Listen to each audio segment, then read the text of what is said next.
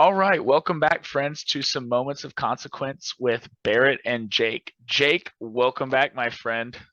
Hey Barrett, thank you. Yeah, no worries. We are going to talk again tonight about some movement phase. We're going to talk about the basics. We're kind of going to go through all of the phases. That's our plan and our goal. But tonight we are excited to talk about the movement phase. Some say it's the most important phase of the game. I would have to agree. Positioning and all that good stuff. We will Yeah, definitely get into it. yep. I've had a great February painting, and I know it's the beginning of March now, but I've had a great 25 to 30 days of painting, and I have gotten some stuff painted. On the screen here, we see we've got some blood letters on the left, 20 blood letters, and then on the right, I've done 3 bases of Nurglings and some plague bears. Very nice. That's a lot of demons. Tons of demons, tons of demons. Thank goodness for contrast. I did with the blood letters. I did a very traditional, like 3-layer system with some washes. Very traditional painting. But then obviously with the plague bearers, there's a contrast paint out there called plague bearer flesh, and it's just too low, easy hanging fruit to Yeah, you just can't make it any easier for. they really can't. So I slapped it on all 23 of those models you see there.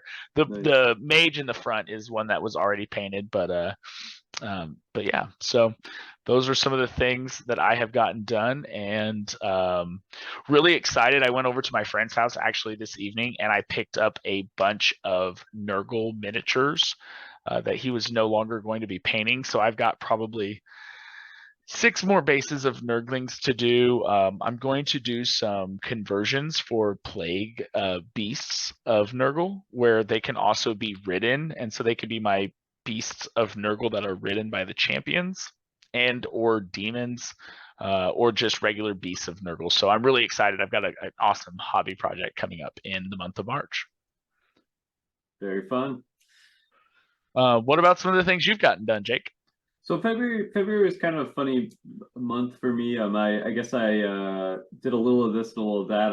I tried out painting a Reaver, which is the first high elf miniature I've painted for a long time. I really want to get these guys painted and in my army because I really like how the unit works, and um, just haven't gotten around to the high elves for a while. And it partly is because the high elves just take so long to paint because they're just intricate and they have to be clean to look good, and so true to form, this guy definitely took a while, and I think it'll be a while till I get to the next 4. But felt good to kind of get one done and just feel like the unit at least has started. Mm-hmm. The Chaos Warriors, just kind of working on a unit that could be used for Undivided or Corn. These are a couple of the old school minis. Especially love the drummer. I just love the profusion of skulls. The skull drum, skull shoulder pad, the skull helmet. There's just so many skulls. Really liked painting that guy. And then I'm started painting my forest goblin archers, and that's actually what I've transitioned to in March. Is I'm focusing on the forest goblins, my first forest goblin contingent. So at this point I'm up to about 12 archers, and I've got the shaman painted, and got about 12 more. So Yeah, that's oh, awesome. and I painted Casey a wood elf Oh, that's lord right. for his dragon. I don't have a picture of that up, but I last year for his birthday I painted him a forest dragon.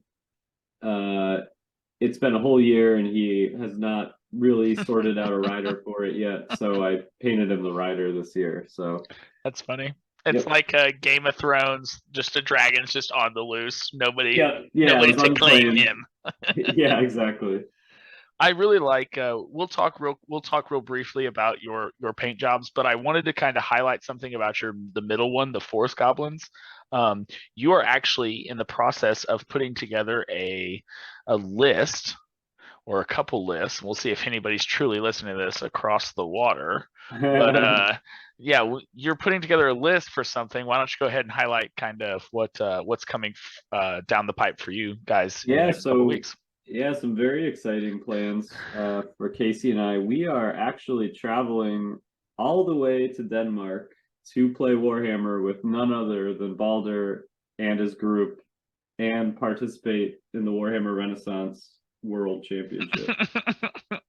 I'm so jealous. I'm so jealous that I don't get to play. Like, put me on tabletop simulator. Do it. Yeah, no, yeah, yeah. It's kind of Casey's idea, and it's the kind of thing Casey would do, and it's not the kind of thing I would like take the initiative on or even imagine would be feasible or possible. But thanks to his imagination, and we're doing it. So That's awesome. it's pretty crazy. It's going to be a great trip. It's going to be quite special to meet Balder and play Warhammer with him and his crew, and play in a big tournament. So I mean, That will be so cool. far we've only ever played with each other, and one other friend who came over at one point and played one battle with us. Hmm. So it's like it's actually, yeah,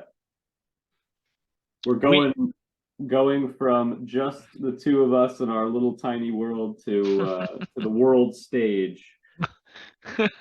no in between. Oh, No. in between, we're either just us playing in my dining room, or we're in Denmark playing with Balder and in the heart of Warhammer Renaissancedom. That's funny. You got So to yeah, come. we're excited. It's just coming up in 3 weeks that we're leaving. Wow. It'll be a little more like, I guess, 4 weeks till we're actually there in that phase of the trip. But Wow. It's yeah, incredible.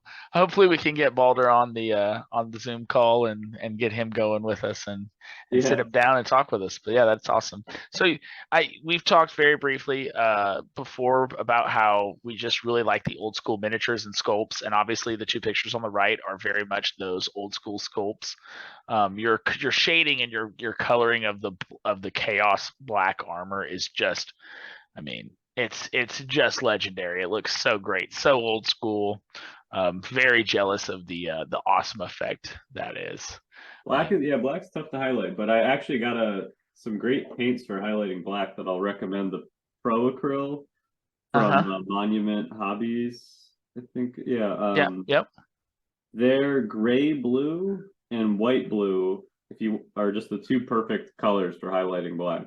Really, gray blue And that and was a white tip I blue. got from Whiskey and Wizards on Instagram. There's a great Ben Soing, a great painter. So Oh wow. um, yeah, because you want a sort of bluish tint to what you're highlighting black with usually. That's kind of the standard advice, and it does, to me, seem to work well. And then these paints just happen to be just kind of just really opaque, flow well. They just are just good formulation for the job. So if Hmm. you're having trouble highlighting black or want to learn how to highlight black for the first time, I'd say, get your, I just use the Games Workshop Abaddon Black, which I think is good for the armor because it's got a little more gloss to it Mm-hmm. than I usually use the Vallejo model color black, which is my favorite, just regular black to use. But I Mm-hmm. think the little bit more shine is good for the armor. And then, yeah, the gray blue and white blue from Pro Acryl. Very nice. That's Yeah, the black kit. That's all you need for good blacks. that's all you need. That's awesome. Yeah, that's very good. Big fan, big fan. So that's awesome. I'm so excited for you and Casey to go out there and play Balder. That'll be great. Let's transition to the movement phase. That's kind of what we wanted to have the episode be mostly about. It was great to catch up, but let's talk some strategies. Let's talk some theory crafting, if you will, about the movement phase and how we can be effective in it. And I think it's the most difficult phase to get correct. I know that me and my friends, when we play battles together, a lot of the scrutiny comes in the movement phase of, you know, um, can a unit make the maneuver that you're trying to make? And a lot of times we have to talk them out very much so before we move any pieces, and kind of have to sort of reveal our hand. And so we've just had lots of conversation about it. What's your initial impressions with the movement phase, Jake? Yeah, I mean, I agree with that. That it seems like that is just one of the challenges of miniatures-based games. One of the only like really different games than Warhammer that I've played was X-Wing, and it was kind of the same challenge in that game of like there are just times where it's hard to move things perfectly, and like once you have physical models that might overlap, or like just reality does get in the way of perfection, and there are just sort of like judgment calls and odd situations. And so yeah, I think that the movement phase, I mean, it's funny because when you read through the rules, it all sounds very straightforward, but when you play, Right. there's always these situations that arise. Like it's amazing how often it happens where it's like, wait a second, like how does this, what rule takes precedence here? Or, Mm-hmm. so yeah, No, and I think like, so I think it's like probably the most um there can be the most ambiguity raised in terms of how to execute it, rules wise. But I also think the movement phase, it's just tactically, it's the most important phase in terms of um winning the battle, and in terms of the most critical decisions you can make tend to happen in the movement phase. no, I would agree with that completely. I mean, just the ability to position your units. Every unit and regiment is going to have its different limitations with how it can maneuver across the battlefield, and some entire codexes and armies like center themselves around their ability to move or have gimmicks to help them move. Obviously, we're going to talk about teleport spells, but like um, undead just in general has the Von Hell's Danse Macabre, and like just the ability to have an extra move. If you've ever played against that, you understand how powerful that is for that to come out of sequence, out of turn. And yeah, it's just so critical to setting up your charges, and just the benefits that charging give you, like anything that gives you impact hits. I mean, it's just the list just goes on and on and on. But I think one of Yeah. the things that Balder has done an awesome job with is in each of the editions we've seen. So from 2020 to 2023, and I've played all three editions. I've seen it. I've seen each one of them, all four, I should say. Um, I've played them all. I've seen all the changes. He has done such an excellent job of cleaning up what maneuvers you can do with and without musicians. And I'm going to highlight two real quick that I wrote down that I just really really like. I really like the first change that he made, and this is from 21 to 22, where you cannot pivot twice in a movement. Mm-hmm. I think that is just such an incredibly smart. Like pivoting is going to be a little bit difficult, as I'm about to highlight with point number two. But pivoting is something that was very strong, because you can just kind of like move and change your facing, and with big regiments, that can be so critical to like keep things in your front arc so you don't get flanked, so you don't lose step up, and all of the rules that you would lose from getting flanked or rear charged. So like taking away the double pivot was a massive step forward into limiting regiments what they could really like execute on the field, and that's a positive because it makes it a little bit more simpler. And then the second point is that when you go to pivot, it's a lot. He says it, and I just reread this just a little while ago. It's simpler in practice, but we sometimes make it out to be pretty difficult in our head. So like you move forward, and then if you want to like pivot right or pivot left, you just hold the opposite corner and pull backwards. Mm. And like once you conceptualize that, it's like, oh, got it. Everything kind of has this bubble range of how far it can move. Mm. Conversely, the same thing with pivoting. So like if you want to pivot before you move, you just kind of measure from that corner or the furthest front corner, and that's how far you pivot and move that way. So like it's the way he describes it in the 2023 edition is just an excellent upgrade to Mm. the simplicity of the movement phase. And And that's just to ensure that you don't go past your Cor- maximum amount of movement. correct. That's sort of the practical. Here's how you make sure that you don't move, pivot, and then actually have some models past their movement allowance. Correct. Yeah. Which and so we got to almost back up just a half step. It puts a further emphasis on how you deploy your army line, right? Like, and how you utilize the deployment phase, because you are a little bit more limited with a rank and flank game in this, as this is constructed, because the rules are so clean in the movement phase right now. It is very restrictive because there's certain things you can and cannot do with or without a musician, and all that good stuff. Mm-hmm. Yeah, I think, and I think that, sort of stepping back to the big picture, I do think that one of the skills or tactical capacities that I've been trying to work on is kind of I will call it like imagination, like being able to imagine what can happen. Where can your units end up? What is your enemy going to do? Where can his movements end up? If you do X, what will the Mm-hmm. response be? Kind of like being able to imagine what's possible movement wise, I think is such a skill that you just keep developing the more you play. And a lot of times when I, make errors, it's because I just didn't imagine something. Mm. Like I do something and then the response from Casey is something where I'm like, damn, I didn't even imagine that he would do that or that would be possible. And like now I wish I didn't do what I did. And so I think that as when you deploy, when you make your moves, like it's all about kind of being able to picture like, what could happen from here. And I think you make such a great point with like the possibilities of the movement that you're facing. I'm gonna reference Undead again.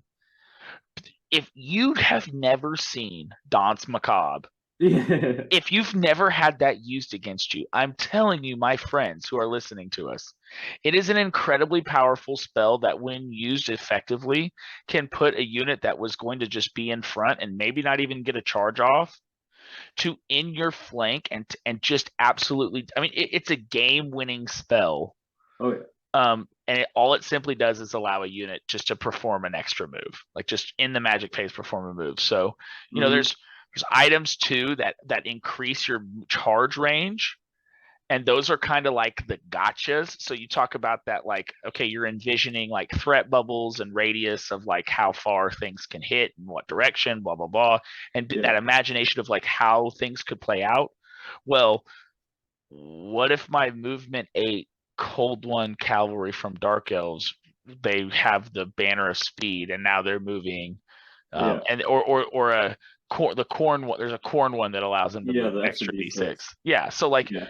like if you don't factor in, oh, his charge range is actually 20, 21, 22, not 16, Mm. that can just totally throw everything for a loop, and you can kind of sneak that charge. Like, yeah, you could just get that Yeah. charge off that can win you the game. And So I think, and I'd add to the Von Hell's comment that it's also a challenge as a general to have that much power because now your possibilities have just multiplied and you have that many more possibilities to try to imagine and consider and take it maximum advantage of. And I find mm-hmm. that sometimes when I use, when I have that, or when I just have an army with some really fast units, like especially like the Flesh Hounds with movement 10 or Mm-hmm. the Seekers with movement 12, I mean, sometimes that much movement opens up so many options that it's a little bit overwhelming. Right. I think it just comes back to, this is a great rank and flank game, and any speed advantage I'm going to get, I'm just going to try to leverage it into your flanks as hard as I Yeah. can by I mean, that either. is sort of the default answer Right. is try to get to the flanks, try to make it so that units can't move freely and instead have to kind of turtle up to protect their flanks. And Brace for impact, and yeah, then you play an army like Corn, or a cavalry heavy army, you can then really hammer an army that has to turtle up and just, not Hmm. only get the charge off, but then cause mass panic breaks, charge into units, consecutively back to back. My last battle against Nathan that we posted, that won me the game in the first 2 turns. Hmm. I ran in, my frenzied chariot charged the first unit in front of him, absolutely obliterated it, charged right back into the back rank. He literally did not imagine that that chariot unit could absolutely run through the front rank, as the front line, as hard and as quick as he did. Yeah. And yeah, so it's it's just, little things like that are what can make or break your battle, and probably more consequential than the other phases, right? More consequential than melee, more consequential than magic, as we will come to find out. But yeah, Yeah, because that's I think the movement phase is where everything else kind of gets set up. Like what you shoot, what you fight, what spells you can cast are all all those possibilities, or preventing those possibilities, all happens in the movement phase. And keeping all those other phases in mind while you're moving is like the key thing. Like, okay, what do I want to be able to shoot at?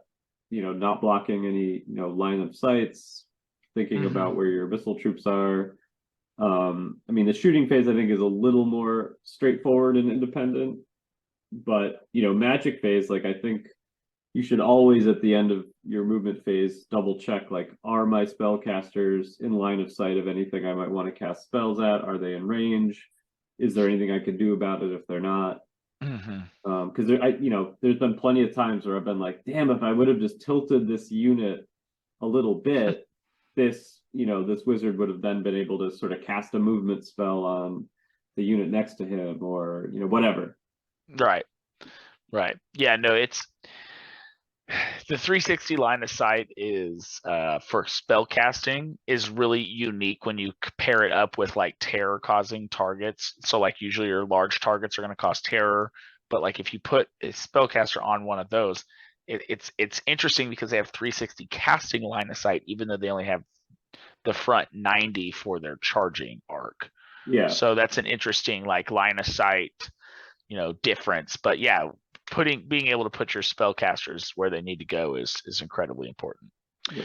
When you charge, which is probably the most important and impactful thing you do in the movement phase, you do all the charge reactions. You resolve all chargers. That's kind of like the first thing you do, not the start of turn phase, but like the first thing when you truly get into the movement phase. That's the first thing that you do. So Declaring your charge. yeah. So, when you declare your charges, there's frenzy, terror to consider. Some races just ignore psychology all the time. There's stand and shoot, and obviously the option to flee. So, briefly, I think obviously terror, frenzy, and being immune to psychology are some of the strongest rules in the game. They just impact so much. Panic tests do so much damage, or ignore panic tests at all. Mm. So yeah. I think that, kind of in line with the theme of imagination, I think one good thing you always want to try to imagine is the charge reaction, because I think sometimes it's easy to sort of think, I can charge what I want to charge, I'm doing it. And you forget to consider, like, well, what if they flee? Because if it's a really favorable charge for you, you've got to consider, like, okay, well, if they flee, then what happens? Right. Then what's the situation? Is that something I'm okay with, or am I then screwed and getting flanked next turn? Right. Um, and I think, vice versa, like when you're moving your troops around, you should be thinking ahead, like, okay, if this unit gets charged, are they going to be able to flee? Are they going to cause panic checks? Am I going to have a unit Mm-hmm. that's fleeing through my war machines, or is it going to be, fleeing safely through a forest or past a leadership 10 unit, or, like, it's, so you want to be, those are the kind of possibilities you kind of want to be trying to imagine.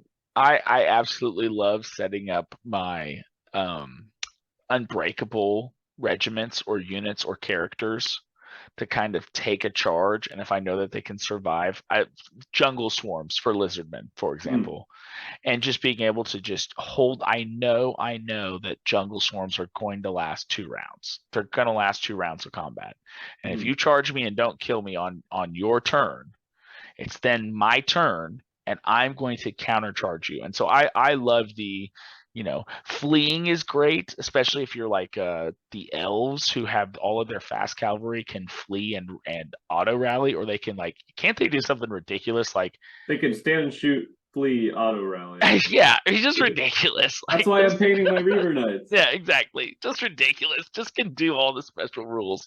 But Yeah. anyways, like that's the type of stuff that you have to really consider, like when you're using the movement phase, and when you're thinking about strategically how to do stuff, is some of these special rules. Terror is amazing. I think the 1500 to 2000 point battle, I think it's critical that you come to the battle with terror. Like, I think you have to eat, and if not terror, you have to have a way to really prevent it. A leadership 10 or a BSB for some free rerolls, but like terror has to be considered every single time you bring an army, unless you're undead and everything is immune to psychology.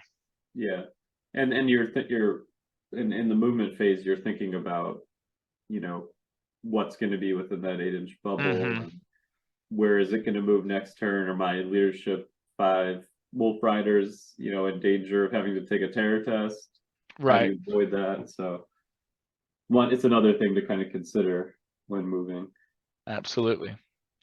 One thing that I'll just briefly mention real quick, and this is just kind of like an inside joke because I didn't understand it. Like, it was something that was really difficult for me to like conceptualize in my head. I stayed away from a lot of Nurgle characters and champions because of the Beast of Nurgle has a random movement, Yeah. but like that's kind of a misnomer because it's actually a random rate of movement. You still Hmm. kind of pick which way it goes. So like I I'm an idiot. I bet everybody else at home listening right now is like, yeah, duh, that's what it's always been. But Mm. to me it was never that clear in my brain. I don't know if that's Yeah. anyways. So when you think of the movement phase, what are some items that you really really like that affect the movement phase? I've got a couple of my favorites that I've written down. What about you?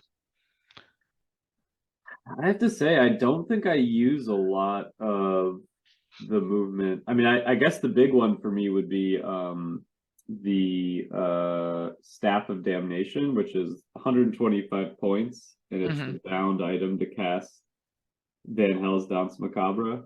And that's obviously a very expensive item, but getting a free cast of that spell every magic phase is hugely powerful. And I actually think it's well worth it. I mean, it can just sort of be hard to, unless you're playing a larger battle, to fit that in, but it's kind of a spell that usually it's almost like a must stop spell. And if it's a bound item that doesn't extinguish at any point, I mean, that's just crazy.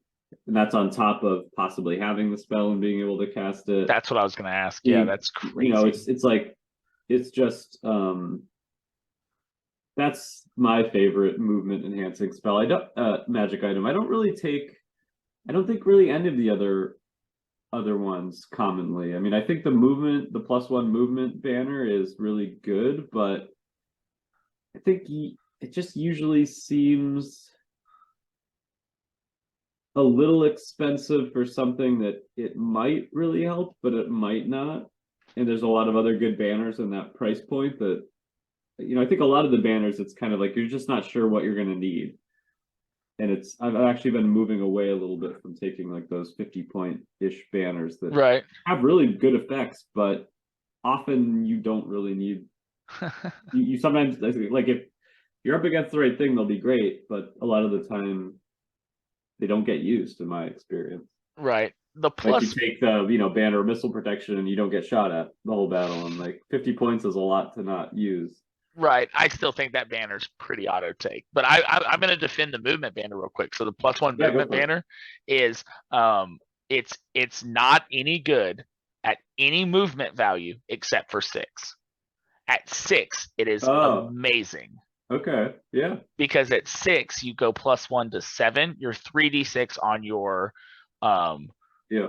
on all your Pursuits pursue and and fleas and fleas. Oh my gosh! Like you talk about like an ogre unit that's about to get absolutely pounded by a blood dragon, you know, mm, tech to the teeth cavalry unit. I can bait that, run 3d6 for sure, get out of the way, make my leadership checks with my battle line that's got my hero and my um, BSB, and then countercharge. You know what I'm yeah. saying? Like Yeah, yeah, that that's a good point. that allows, obviously I think it gives the ogres the best chance to live, but anything movement 6 really, and I've done that with many of my units. I mean, there's not a lot of movement 6 units that take banners, I guess. Right, yeah, no, that's fair, that's There's fair. ogres. Ooh, I don't know if there's any other ones. Maybe I That might be it. ooh maybe I'm cheating. Minotaurs. Maybe. Yeah, um Minotaurs are 6, so that'd be good on them. Real quick, the drums of Although swift they don't pursue, so that's ooh, their. oh yeah, they don't. So I I don't haven't know. haven't looked at a lot of the beasts of chaos. That's an army that I would like to get into soon. Real quickly, just to talk about some of the items, but the drums of swift reform, you get to reform completely at the beginning or end of your movement. Hmm. I think you again cannot go outside of the. Um, no, it's before and after. Yeah, I just wanted to make sure I reread it real quick. I just wanted to make sure, but it's before or after. You get to take a free reform. Obviously, very strong. You can't charge out of it, like if you have to face backwards, but to be able to take a full move or march move after a complete reform it's very, very strong. Very a lot of playability with that one. I don't remember what the Stalker banner does. Is that O's Oh, and G's? that's Forest Goblins only, and that lets you, I believe it's a free pivot before, the start of the turn, so then you can still charge after that free pivot. Oh, cool. So Oh, it that's very basically strong. lets you pivot, face whatever way you want, and then declare your charge. I believe Icon of Recaf does the same thing, doesn't it? For That the sounds Tomb right. Guards? Yeah. Yeah, Tomb Guardians. Yeah. It's yeah, I think so. So yeah, I mean that's a pretty cool. I definitely want to try. I think I did take the Stalker banner once and didn't get to use it the way the battle played out. And now it's Forest Goblins only for 2023. So Ooh, wow. so yeah, it's pretty niche. I mean, I wouldn't put it on my archers, but I do have models for infantry that I'm sure I'll paint. Another item that I really like is the Bifrost banner, and I think it is one of the worst items in the game unless you do something like the streamline setup that we have, because it like allows you to move over terrain pieces that you might not even ever put on your battlefield. And obviously there's other banners that allow you, I think, to move through forests, or there's units, I should say, like the high elf white lions can move through the forest. But those items and those banners are, or I'm sorry, those items and those units are not very good unless you have something like the streamline setup to put that piece on the board, don't you think? Yeah, I mean, it's sort of, at least it kind of gives it a anchoring point of how likely it is to be useful. Because if you have a system for choosing the terrain pieces, then you'll know, like, okay, well, it's this likely that there'll be a river. It'll be this likely that there'll be a marsh or a pond. It'll be this likely there's a forest. Whereas if otherwise you just have your own conventions that Mm-hmm. may have their own odds. Like before the streamline setup, Casey and I would almost always put two forests on the board, and I think that made any unit that can move through forests like better. It kind of exaggerated their value given that we would often have two forests, and Right.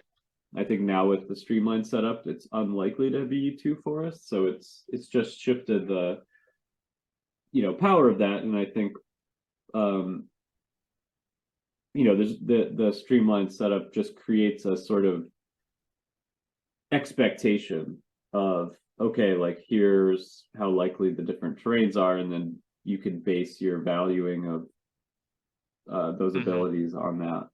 Right.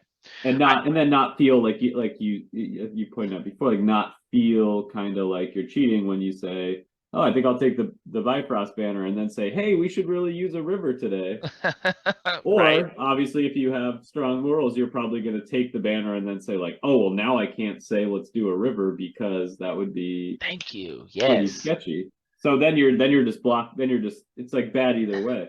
So I feel that exact same morals dilemma when I try to bring I just looked over my shoulder at them, bless their heart. When I try to take my lizardmen, I feel like I can never bring marsh or river tiles. Like I just don't even I don't even own river tiles. My friends do. Both the people that I play with the most, they both have river Yeah. setups, but like they are hesitant to put them on there probably because it's tactically disadvantageous. Makes the moving phase super restrictive. That's another big thing and why the Bifrost banner would actually be pretty good. But Yeah. it really restricts where you can move on the battlefield. And so I wanted to really quick, just halfway take just a right leg on the conversation and just like on the streamline setup rules, placing the terrain by player and having the 9-inch rule away from each other terrain or the 12. It's actually been a little bit since I've read that. Like I think it's 9. Yeah. it's 9, but by having that 9-inch rule, we have yet to have a game where we're like, you know, we just really can't maneuver. Have you had a game where there's been too many terrain pieces, or where you've really felt like there's just no maneuverability or no ability for the movement phase to be impactful because you've put too much terrain in a certain um, in a certain placement, if you will? I don't think so. I think probably the most terrain that's been on the board was when we got Take the Village. So we rolled 4 buildings for Take the Village. So that meant there were 4 buildings on the map. We decided that terrain could be placed within 9 inches of the buildings because then there really wouldn't have been room otherwise, and we thought that it really didn't create any problems to allow the other terrain to be placed near the buildings. Right. So that was just a modification we made on the fly that just made perfect sense to both of us. I think, and I actually think in some ways that created less kind of congestion because instead of just having, however many pieces of terrain we had with just like 9-inch channels between them, Right. something like a building in a forest actually left more open space elsewhere. But it does really, when you have a battle like that, though, where I think Take the Village is really the only one that is like this. But when you have the multiple buildings to go for, it really does change the movement, where it's more like who can get to what building when. And, you're sort of looking more at it as like a race to the buildings and then maybe trying to set up charges to prevent units from getting to buildings or something. But I think you probably aren't going to have that open battlefield feeling that you usually have of like lining up battle lines and setting up, trying to get around to the flanks and stuff. It becomes a little different, which I think is good. I mean, I think it's cool to have that variation. So yeah, I would say that does prevent that open battlefield feeling, and it really does sort of take that maneuvering around part of the tactics down a notch and kind of replaces it with something else. But yeah, I don't think from the 2 to 5 piece or the 3 to 5 pieces of terrain that you can put on the board, I've never had that make it too crowded. Gotcha. I wonder if this is just another posit. I wonder if when you guys go to play the tournament, if Balder would be open to trying because I made the rules in the spirit of it being as competitive but also balanced with like random chance balancing it out, but again as competitive as a setup could be. So I wonder if you guys will play that or not. So Yeah.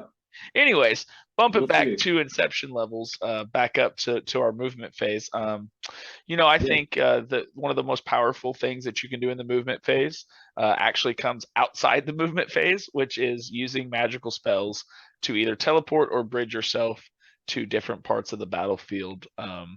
Why don't you give me, just off the top of your head, either a teleport spell that you really like, or a time when a teleport spell uh, was very, very effective for you.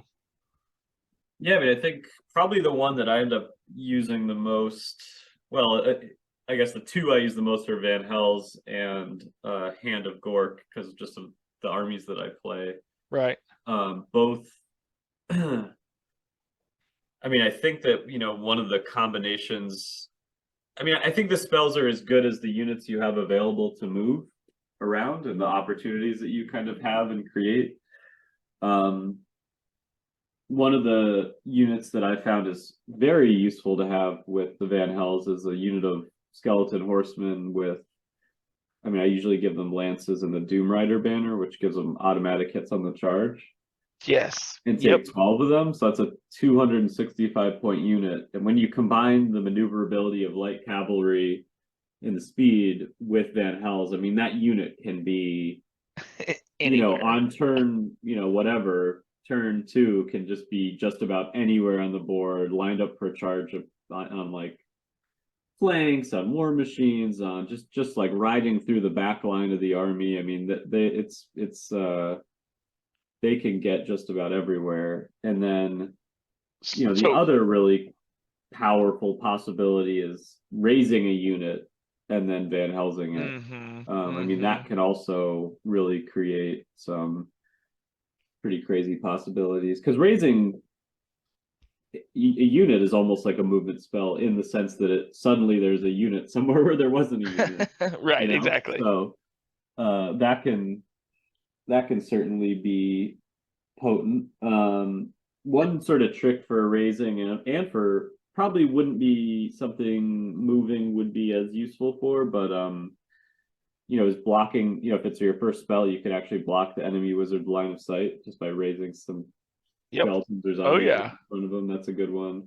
That's a really good one. One thing that I haven't seen much, and I'm curious if you have, is using those movement spells to move enemy units. Not those two, but the Bridge of Shadows and I think the Bridge of Ice both let you move.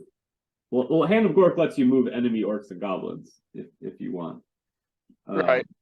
If you happen to be fighting a greenskin on greenskin battle, but yeah, Bridge of Shadows and Bridge of Ice, if I'm remembering right, allow you to move enemy units as well as friendly units, and I just haven't seen a lot of that. But oh my goodness, when you said that, Jake, this is so funny. When you said that, I have my book on the ground next to me, and my eyes kind of lit up, and I immediately flipped to my spells tab, and I immediately looked at the Bridge of Shadows, which is spell number 1 in Gray Magic, and you absolutely can move your opponent's units. I did not know that. I'm a dummy. I've never done that before. I'm an idiot. You should try it. I'm going to try it. That sounds just it's pretty so sweet. I mean, one of the things that I don't like about, or that is a consideration against that, I guess, is one of the things that I really like about the movement spells is that you don't have to worry about natural dispels. But if you cast it on an enemy unit, you do. Which, if you might already know they don't have one, so that's true. Or that they don't have a magic item slot or whatever. Like if it's a demon unit that can't have a banner and doesn't have a champion or something. But right. I really like. I'm gonna comment on one thing you said earlier. You talked about that unit that can auto hit that temple. Yeah. What Doom Rider banner. Yeah, the June, and that's for what faction again? That's vampire counts, right? Yeah, vampire counts are classic undead, or I think Tomb Kings can take it too. I think it's for any skeleton horseman.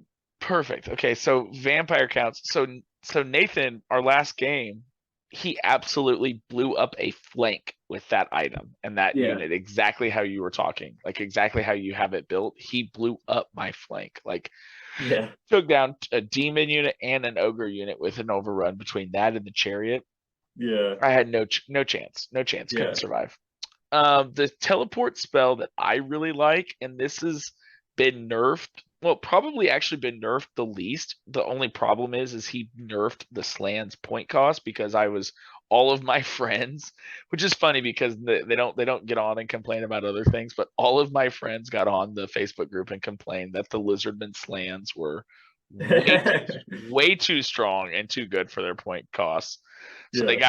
they got the slant all the way nerfed. But when I could bring a level 4 in the past, when I used to be able to bring a level 4 for like 400 points, you could take 5 items and you could make the most disgusting self-buffing, auto hit, 4 upward save, 8 attacks, strength 10, toughness 10, 6 wounds. I mean, just everything down the line with 6s and Yeah. 8s is just the most disgusting stat line. But I think the Jade spell that allows you to basically, I'm going to get the spell name for you. It's right here. Hold on. I haven't used it for so long because it is no longer a good. My slams are just too overcosted to bring it. Earthblood. Earthblood allows you to sink into the ground, regen all your wounds, and you come up next magic phase. Well, if you can combine flesh to stone, which is the double strength, double toughness, half movement spell I was talking about, Mhm. if you can combine those two, you can basically have a strength 10, toughness 10 slan, level 3 or 4. It can get up to strength 10, toughness 10. And you combine that with the pool with Earthblood, and you can basically move around the battlefield. And again, like you said, Jake, you don't get natural dispel screwed Yeah. by casting it on an opponent. So Yeah. so that's how I've used my magic phase to great effect. But Yeah, I mean, I do think that a lot of the powerful possibilities spell wise are kind of foiled by, yeah, like natural dispels and just dispels, and dispel scrolls, like um and the movement spells, when you're casting them on yourself, at least avoid one of those three. right, yeah, no doubt. And then obviously with teleport spells, something equally as powerful is flying. I mean, if you can fly around the battlefield, normally that's reserved for, characters and terror causing units. But even things like harpies have the ability to fly around and do what they need to do. Yeah. Well, let's talk. Yeah. Let's talk real quick about how to approach the movement phase and just kind of a meta principle. I think we could go fairly quick on this one because we did have the opportunity to, we really broke it down when we went through all of the different things to consider. So let's talk really big picture before we wrap up. What's like your approach to the movement phase, just in one brushstroke? Well, I mean, I think that, because Warhammer Renaissance, the objectives are so important, I do think that when you are creating your deployment map and planning your movement phases, a lot of what your consideration is how can I be the one holding the objective at the end of the battle? And a lot of the sort of planning will flow from that objective. So I think,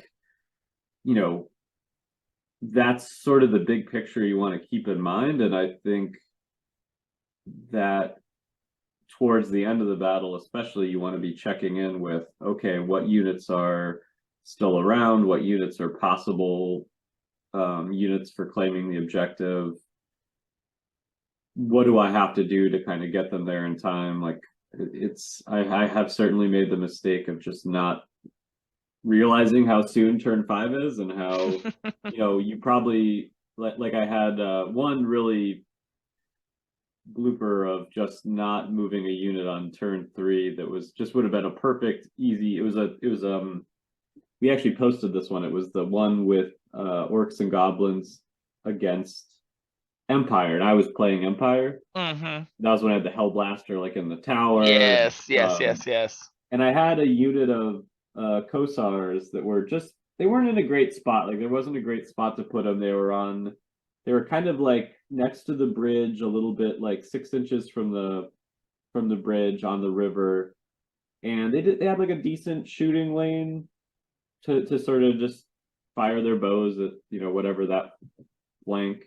Their line of sight, a lot of it was blocked by the bridge. Right.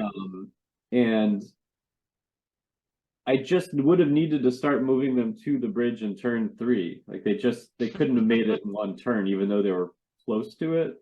They weren't close enough.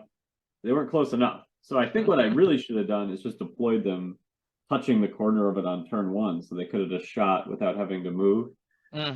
From turn 1. They would have had a worse line of sight, but otherwise I would have been moving them, you know, turn 4 and turn 5 to touch the bridge. So anyway, it was just a simple, like a really basic example of just not keeping track of the objective and scoring units. And Right. Yeah, so I feel like my biggest miss, or like the tactical blunder that I make the most, that I'm just like, God, Barrett, you're such an idiot, is I don't keep my like my line or my flanks in very good range of my leadership bubble or my standard bearer bubble. oh yeah. And then that compounds itself by then I get the, oh well, of course the leadership check spell, or of course I'm trying to charge something that causes fear. Like it's always that, it's always something, and then I fail the 8, or hey, my favorite one, of course I'm gonna fail stupidity. Yes, my dogs fail stupidity on his 6 again. Wow, who knew it? But like when Yeah. I run my leadership bubble with it, I'm usually much more successful. And I think the other thing too is when I try to go, uh, think about the movement phase. I try to do that in the list building phase almost, Mm. and I try to conceptualize like the style, and we can get into this at another time. But like, am I going to hammer an anvil? Am I going to just try to have a standard battle line? Am I going to try to turtle a little bit with some shooting? Am I going to try to teleport and be fast and move with my wizards? All of those things and how I build my list, I try to take into consideration when I go, like the movement phase and my list building. I feel like really go hand in hand for me. Because it's kind of like, what is this army capable of Well, what's its in purpose? general? Like Yeah, what yeah, tools does it have? And then I think, yeah, you find out what the objective and battlefield are, and then you're sort of like, and your opponent's army, and then you have this sort of new equation to be like, okay, here's what I brought to the table, and here's what's actually on the table, and kind of what can I do with this, and what am I trying to make happen? right. And there's just straight up bid lists where I'm like, man, really hope I don't get raid enemy camp today, because if I do, it's just gonna suck. Like, and that's okay. That's okay. You can make it take not all comers, but take most comers. Like you can take most of the armies you're gonna see. Yeah. So, Yep. and most of the objectives, I should say. But Yeah, I think yeah, I agree. yeah. Mm. I think the movement phase, as we've detailed here, is incredibly important. Lots of fun, interesting things. I think of all of the Warhammer variants that I've come across, and then also Warhammer editions that I've played in the past from Games Workshop. This is by far the movement phase, along with many other parts of the book, obviously, but this is by Yeah. far the best movement phase that I've ever been a part of with a Warhammer game. What do you think? Yeah, I think so. And I think, to me, I think it's in some ways the most compelling part of the game that kind of keeps me coming back to it, because I think it's the clearest phase where it's really all up to you to make the best decisions you can make. And I have a strong sense of never nailing it, like there's always this sense of, wow, if I was more able to consider more factors, if I was able to be more imaginative about what could happen, if I was more aware of what this would look like from my opponent's perspective, I would be that much better. And that just makes it feel like the game has a high ceiling for skill, like real skill. And that makes me want to keep playing it. Right. You So just kind of said something right there that was really interesting. I think it's one of the few phases other than like if you have to take a stupidity check for leadership, and then obviously fear checks and terror checks. Okay, so there is dice to it, but Yeah. not really though. In a very dice heavy game, it's the least amount of dice of any phase. Yeah. So Yeah, it's really the one where like when you are maneuvering your units, when you are choosing what charge to declare, like that isn't mediated by dice. Like that is you are really just choosing, within the limits of the rules, like what like it's kind of all up to you. right. And it's so consequential. And I think there is just there's just so much there. So So much fun. yeah. I think that's the phase that next time we have a battle report, I would really like. I think I'm going to do at least one of them, maybe the top or bottom of turn 2, and Uh-huh. I'm gonna record like the whole movement phase and just kind of like how me and my group, how we kind of talk through an entire turn from top to bottom and kind of just show like just a Oh, um, that'd be great. yeah, just kind of like show a window into like, yeah, this is how we talk each other through um, pre phase, movement, shooting, melee, magic. You know, we chant that at each other all the time, but yeah. So I'm really excited to continue to do this with you, Jake. This was a great overview of the movement phase, and I can't thank you enough for doing it with me. Yeah, thanks, Barrett. Yep. Until next time, my friends. Take care.